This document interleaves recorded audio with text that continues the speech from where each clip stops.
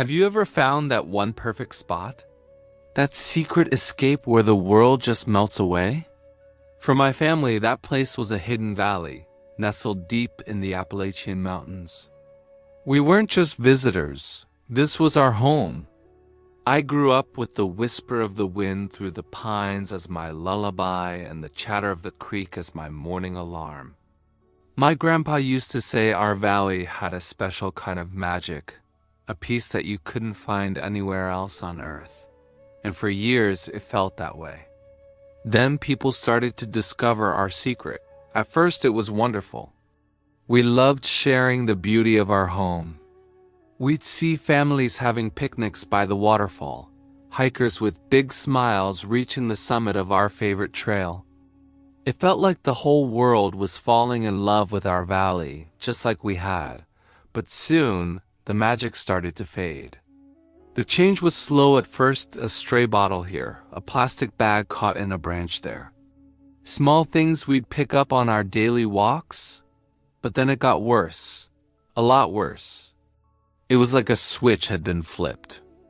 After one particularly busy holiday weekend, I walked the main trail and I just couldn't believe my eyes. It looked like a landfill had exploded. There were fast food containers, empty cans, used diapers, and plastic wrappers everywhere. The creek I used to drink from was clogged with trash. The vibrant green moss was suffocated under piles of garbage. The air, which used to smell of damp earth and wildflowers, now had a sour, rotten stench. My heart just broke. This wasn't the valley I knew. This wasn't the magical place my grandpa had told me stories about. I saw a deer cautiously stepping through a pile of broken glass, and that was my breaking point. I felt this surge of anger, then deep sadness. How could people come to a place this beautiful and treat it with such disrespect? It felt personal, like someone had come into my home and trashed it. My dad just shook his head and said, "There's nothing we can do, son. There are too many of them and too few of us." For a few days, I felt hopeless. Maybe he was right. But then I remembered the promise I made to my grandpa before he passed away, that I'd always look after our valley. I couldn't just stand by and watch it die. The next morning, I woke up before sunrise, grabbed a handful of heavy-duty trash bags and a pair of gloves, and headed out. I wasn't sure what one kid could do against a mountain of trash, but I had to try. I started at the trailhead, picking up every single piece of litter I could find. It was overwhelming.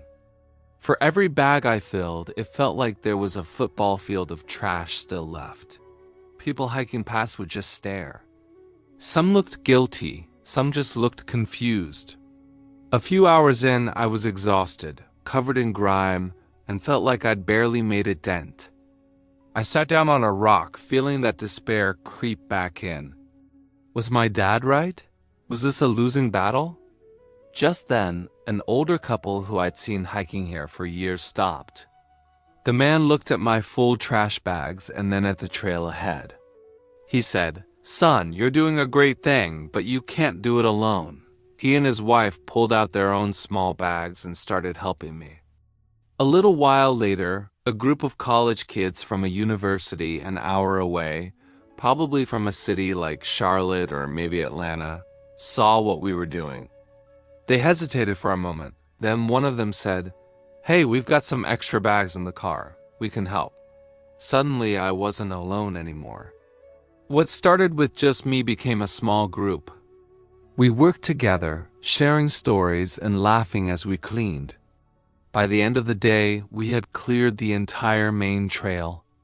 Looking back at the clean path, the green moss, and the sparkling creek, I felt a kind of hope I hadn't felt in a long time.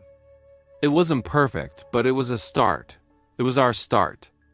This project grew into something much bigger than I ever imagined. We now organize regular cleanup events, and people come from all over, from different states, to help us restore the beauty of these mountains. It taught me that one person can't move a mountain of trash, but one person can inspire a community to do it together. Our valley's magic isn't gone. It was just buried. And now, together, we're bringing it back. If you've ever felt overwhelmed by a problem that seems too big, just remember, start small, start with yourself, and you'll be amazed at who decides to join you. Thanks for listening. Don't forget to like and subscribe to see more of our journey.